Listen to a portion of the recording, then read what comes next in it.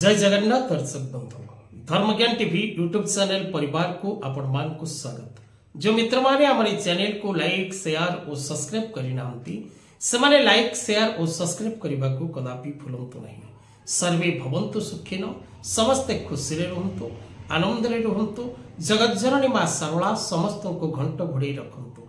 आज कार्यक्रम रे दर्शक बंधु आमे आलोचना करिबा मासिक राशिफल अप्रैल 2025 किपरि रहिबो कर्कट राशि कर्कट लग्न नाम राशि रे कर्कट एवं जो मानकर 7/4 8/4 9/4 नक्षत्र कर्कट राशि सेमानक पई विशेष करी कोन रहिछि अप्रैल मासर राशिफल।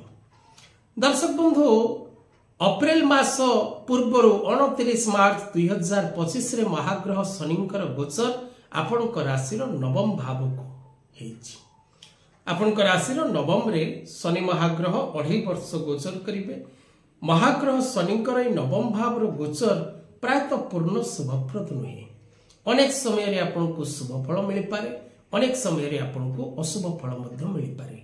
काहेकि ना आपनकर जन्म जातक रे सप्तम एवं अष्टम भाव रो स्वामी महाग्रह शनि नवम भाव रे विराजमान करिवे।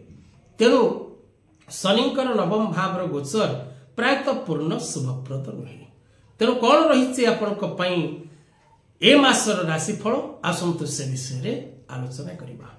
दर्शक बंधु जदि आपण निजर जन्म जातक विचार करने को चाहती बा निज पिलामानकर नुआ जातक प्रस्तुत करने को चाहती बा निज पिलामानकर जातक मेड़प करने को चाहती निज पिलामानकर स्वास्थ्य शिक्षा व्यवसाय सेमानकर वैवाहिक दाम्पत्य जीवन सेमानकर चाकरी ए सब विषय जदि जानवा चाहती तेरे तले दि जाइथिबा नंबर रे जोगाजोग करने को भूलंतु नहीं।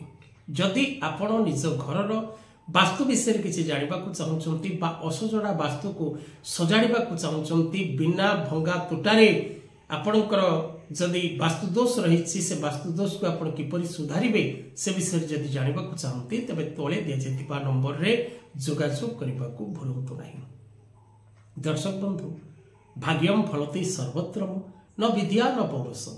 भाग्यर फल प्रत्येक समय रे प्रत्येक व्यक्ति भोग करती जेने इच्छा तेने जा भाग्य घिनी बोलुथा। जदि आपनकर भाग्य रे राजसुख करिवार अछि आपण कदापि दुख भोग करिवे नाही। जदि आपनक जीवन रे दुख भोग करिवार अछि राज सुख मध्य रे थाई मध्य आपण दुख प्राप्ति करिवे। तेणु सावधान और सतर्कतार सहित उत्तम कर्म करि चलंतु निश्चित भाव रे आपण शुभ फल प्राप्ति करिवे। एबे आसंतु जानिबा दर्शक बंधु कर्कट राशि व्यक्ति अप्रैल 2025 कौन रही किपरि रही क्यों क्यों दिगरु शुभ शुभ फल आपण प्राप्त करिवे आसंतु जानिबा।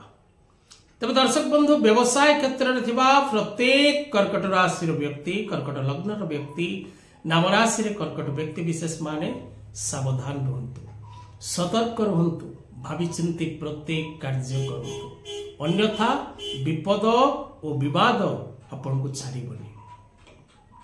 हैरान हबार जोग रही सहकर्मचारी अधीनस्थ कर्मचारी उपरिस्थ कर्मचारी सहित मतभेद सृष्टि हबार जोग रही। तेणु कर्कट राशि व्यक्ति विशेष माने निजर कर्म क्षेत्र रे निजर व्यवसाय क्षेत्र रे निश्चित भाव रे कष्ट भोग करिवे। अत्यधिक परिश्रम करिवार जोग रही।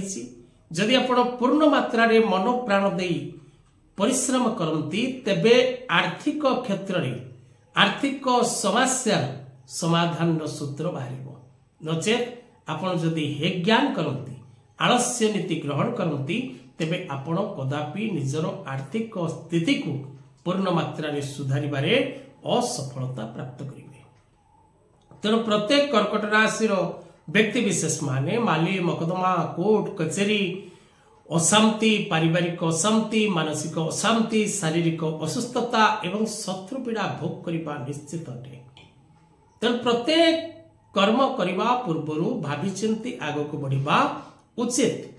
प्रत्येक कार्य रे आपण निज मन को पचारि कार्य करने उचित।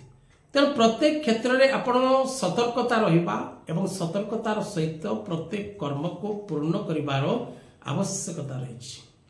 शत्रु माने आपण को अजथारे कष्ट देवे स्वास्थ्य समस्या भोग करिवे परिवार मध्य अशांति देखा दब स्वामी स्त्री मध्य विवाद और विपद रही स्वास्थ्य निजर खराब रहिबो एवं पितामाता और संतान संतति मानकर स्वास्थ्य को नहीं मध्य आपण चिंतित रहिबे। जानबान यातायात समय सावधानता आवश्यक एवं विशेषकर अर्थ क्षेत्र रे अर्थ कारबार करथिबा समय रे भाभी चिंती अर्थ कारबार करिवार आवश्यकता रही। जदि आपण नूतन पुंजी कोनोसी मार्केटिंग सेक्टर रे share market trading export import real estate stock market आदि रे इन्वेस्ट करने को चाहती तेबे भाभी चिंती मनी इन्वेस्ट करंतु। जदि आपणकर समय शुभकारक गोचर हिसाब रे नहीं बा आपणकर ग्रह दशा हिसाब रे नहीं बा वर्तमान समय कुंडली आपन को परामर्श दउनी नूतन पुंजी व्यवसाय रे निवेश करबा पूर्व पाई तेबे आपण कदापि करंतु नहीं। महिला माने पारिवारिक जीवन में पूर्ण मात्रा रे सुख शांति प्राप्त करिबारे बाधा आसीबो। छात्र छात्री माने शिक्षा क्षेत्र में असफलता प्राप्ति करिवे। जदि ए समय रे आपनकर कोनसी एग्जाम रहिछि आपनकर कोनसी प्रकार इंटरव्यू रहिछि तेबे आपण सफलता प्राप्ति करिबारे बाधा सृष्टि हबो। मासटी को सर्वोत्तम करिबा पई प्रत्येक दिन नमः शिवाय मंत्र उच्चारण करंतु, महादेवंकर दर्शन करंतु, सोमवार दिन कंचा क्षीर रे भगवान कर स्नान करंतु एवं हाथरी मोती रत्न टी धारण करंतु एवं विशेषकर भुवनेश्वरी जंत्र कवच धारण करने को भूलंतु नहीं। आज कथा वस्तु को ये रखा। जय जगन्नाथ।